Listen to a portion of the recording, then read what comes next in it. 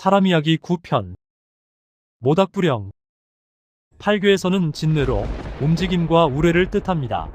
우레와 모닥불은 상징으로는 너무 많은 차이가 나는군요. 그러나 움직인다는 뜻을 지닌 것은 바삐 움직이는 소양인의 특징이기도 합니다. 모닥불은 산불과 같은 소양인입니다. 같은 성질을 지녔다는 말이죠. 그러나 산불과 달리 모닥불은 통제가 가능한 불을 뜻하며, 동물로는 산불형이 늑대라면 모닥불형은 충견에 해당합니다. 촛불, 아궁이불, 용광로, 심지어 전깃불도 모두 다 갇힌 불입니다. 우리 사회에 모닥불형이 얼마나 유용한 일을 하는지 알 수 있는 대목입니다. 모닥불은 곁에 오는 사람은 지위고하를 막론하고 따뜻하게 맞이합니다. 사람을 차별하지 않는다는 것이죠. 뿐만 아니라 무엇이든 같이 하는 것을 좋아합니다. 우리나라 사람들이 식당에 가면 대개 같은 음식을 시키는 경향이 많습니다. 이 현상을 두고 주체성이 부족하다고 말하는 사람들도 있습니다. 그러나 그렇지 않습니다. 한국인은 주체성이 너무 강해 탈인 사람들입니다. 무엇이 되었던 매뉴얼대로 안 하기로 유명한 한국인인 것이죠. 음식에서조차 동질성에 더 무게를 두기 때문입니다. 이 강한 주체성도 모닥불형에게는 사라집니다. 모닥불 주위에 둥글게 앉아 담소를 나누는 것은 많은 의미를 내포하고 있습니다. 모닥불은 따뜻함을 나누는 데 있어 모두에게 공평합니다. 따라서 사람을 차별하지 않습니다. 모닥불형인 사람은 모닥불의 성질을 담는 것이죠. 뿐만 아니라 모닥불 앞에서는 이상하게도 마음이 따뜻해지고 동질감을 느끼게 됩니다. 이것이 모닥불의 힘입니다. 동질감을 느끼기에 뭐든 같이 하는 것을 좋아하는 것이죠. 이 정도의 사실만 가지고도 우리의 민족성이 모닥불형인 이유입니다. 촛불은 조그마한 방 하나를 밝혀주기에 충분합니다. 아궁이불은 일용할 양식을 만들기에 충분합니다. 용광로는 쇠를 녹여 온갖 문명의 이기를 만들어냅니다. 전기가 하는 일은 말하면 잔소리일 것입니다. 이렇게 모닥불형은 공동체를 살만하게 만드는 중요한 역할을 합니다. 외국인이 이 땅에 살며 한국이 무언가 다르다고 느끼는 모든 현상은 우리가 모닥불의 민족성을 갖고 있기 때문입니다. 한류라는 문화가 전 세계에 각광을 받고 있는 것도 같은 이유라고 생각합니다. 이것은 모닥불형이 공감 능력이 뛰어날 뿐만 아니라 좋은 사람이 많이 있기 때문입니다. 우리끼리는 잘 모르고 있지만 외국인의 눈에는 확실히 보이는 것이죠. 모닥불의 단점은 모든 것을 내어주기만 하니 자기를 돌보는데 소홀하다는 문제가 있습니다. 한여름에 모든 것이 바쁘게 움직이듯이 모닥불형도 바쁘게 움직입니다.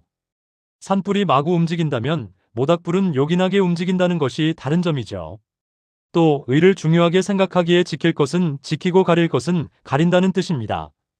모닥불형은 산불형이 자주 그러듯이 깡패가 되는 일은 결코 일어나지 않습니다. 산불형처럼 겁이 없는 것도 같습니다. 모닥불형은 용감할 필요가 있을 때 용기 있는 행동을 합니다. 모닥불형의 이러한 성향은 남에게 이용당하기 쉽다는 것을 뜻합니다. 악이라고는 없는 성격이기 때문입니다. 모닥불형은 사람을 차별하지 않을 뿐만 아니라 운동 경기를 보면 약한 팀을 응원하는 천성을 지니고 있습니다. 좋은 일을 할 때에도 자랑하는 일은 없습니다. 당연히 할 일을 했으니 티를 낼 필요가 없는 것이죠. 단점은 모든 것을 내어주기만 하니 자기를 돌보는데 소홀하다는 문제가 있습니다. 주위 사람들이 그의 그런 행동을 당연한 것으로 여겨 권리로 착각하고 있기 때문입니다. 이런 문제는 스스로 의식해 너무 쉬운 사람으로 보이지 않도록 주의해야 합니다. 무슨 좋지 않은 일이 생겼을 때 끝까지 남아있는 사람도 모닥불형입니다. 가끔 착한 사람 코스프레를 한다고 오해받는 경우가 있는데 사실 그것이 진심입니다. 또 착하다는 이유로 막 대하는 사람도 있는데 바로 이 점이 슬픈 대목입니다. 이런 취급을 받지 않기 위해서는 본인 자신도 주위를 살펴 다시 생각해보고 자존심에 상처가 생기는 일이 없도록 노력하는 것이 좋을 것 같습니다. 하지만 모닥불형에게는 이렇게 하는 것이 쉬운 일이 아니니 명심하길 바랍니다.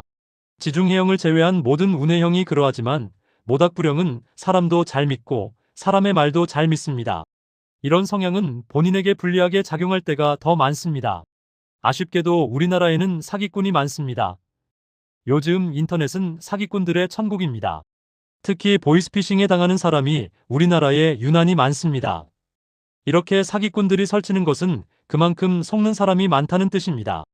이것이 단점이며 극복해야 하는 과제이기도 합니다. 이 사실이 알려주는 것은 우리나라 사람들이 좌뇌형보다 우뇌형이 많다는 뜻입니다. 모닥불형이 감성의 상처를 받는 일이 자주 생기면 자존감을 잃고 의기소침해집니다. 이것은 본인에게 아주 불행한 일입니다. 스스로 자기를 자책하게 되고 세상에 대해 두려운 마음이 생기게 되는 것이죠. 이것이 최악의 경우입니다. 천성적으로 겁이 없는 사람에게 두려운 마음이 생겼으니 다른 형의 두려움과는 차원이 다른 것입니다. 이런 경우를 피해야 하는 것이 모닥불형의 과제입니다. 이런 이유로 모닥불형은 인지적 공감 능력, 즉 계산적 사고를 함께 키워 면역력을 키울 필요가 있는 것이죠. 모닥불형은 무조건 따르라는 식에는 저항감을 가집니다. 옳은지 그른지를 스스로 생각한다는 말입니다. 문제는 생각이 설익은 상태에서도 자의적으로 판단하는 데 있습니다. 생각이 앞서 나가 잘못된 판단을 하게 되어 엉뚱한 결과를 가져와 낭패를 보기도 합니다. 생각이 짧은데도 불구하고 자의적인 판단을 하기 때문입니다. 반대로 긍정적인 상황일 때는 좋은 결과를 만들어냅니다. 스스로 알아서 잘해나간다는 말이죠. 역사에서 우리가 알 수 있는 모닥불형의 사람은 이순신 장군이나 안중근 의사와 같은 사람입니다. 이 두 분은 모닥불이 아니라 용광로 같은 사람이라 할 수 있겠죠. 우리가 너무나 잘 아는 분들이니 설명을 생략하고 이순신 장군의 난중일기에 수록된 시 한 편으로 그의 사회적 감성을 느껴보겠습니다. 한산섬 달밝은 밤에 수루에 홀로 앉아 큰 칼 옆에 차고 깊은 씨름하는 차에 어디서 일성호가는 나의 애를 끝나니.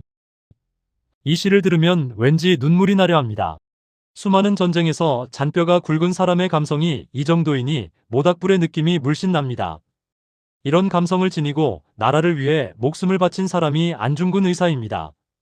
안중근 의사는 조선 침략의 원흉인 이등 방문을 저격한 죄목으로 사형 선고를 받았습니다. 여순 감옥에 갇혀있는 그 짧은 시간에도 동양평화론을 썼습니다. 그것은 그가 옳다고 생각하는 서세동 점기의 동양이 가야 할 길이었으며 일본에게 그것을 가르치려고 한 것입니다. 모닥불형은 자기가 옳다고 생각하는 것을 다른 사람에게 가르치려는 특성도 있습니다. 자기를 희생해야만 해결되는 일에 부딪히면 의연히 그 길을 가는 것도 모닥불형입니다. 배려적 공감 능력이 뛰어난 사람만이 할 수 있는 행동입니다. 배려적 공감 능력의 끝판왕이라 하면 세종대왕이 떠오릅니다. 세종대왕이 만드신 훈민정음의 어제서문을 한번 읽어보겠습니다. 나란 말씀이 둥귀게 달아 문자와로 서로 삼았디 아니할세.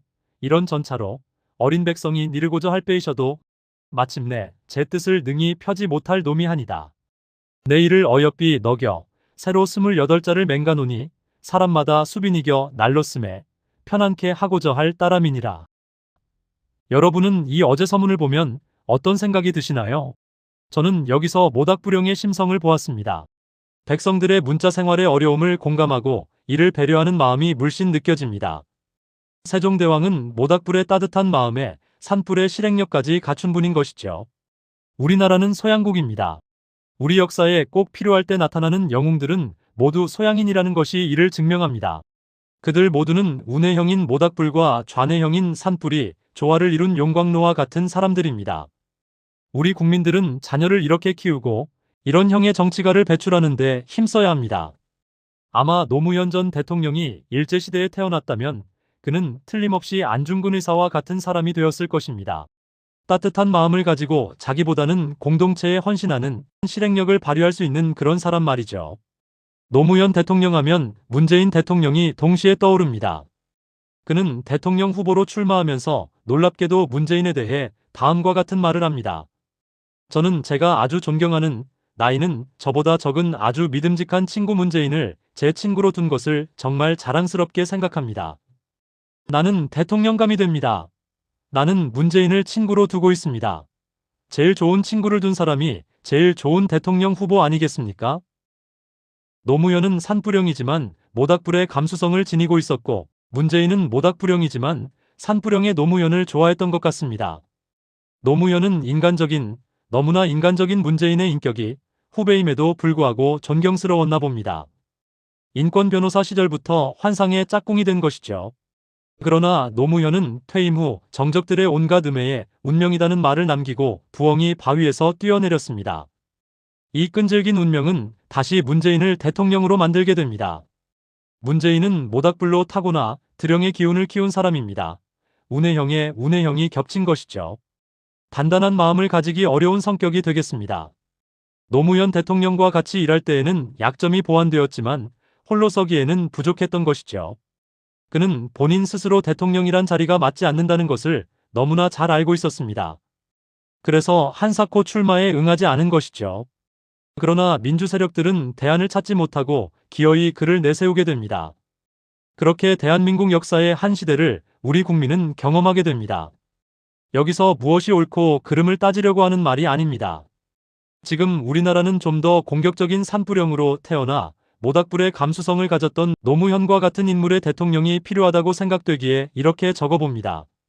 우리나라는 소양국이라 산불의 기운과 모닥불의 기운이 조화를 이루어 균형 잡힌 사람을 많이 길러내는 것이 교육의 목표가 되어야 한다고 생각합니다. 가르치는 교육이 아니라 지금처럼 시키는 교육이 되어서는 이기적인 좌뇌형의 인물만 양산할 뿐입니다. 지도층에 자기밖에 모르는 인사들이 많은 이유입니다. 다음 시간에는 태음인의 산형에 대해 알아보겠습니다.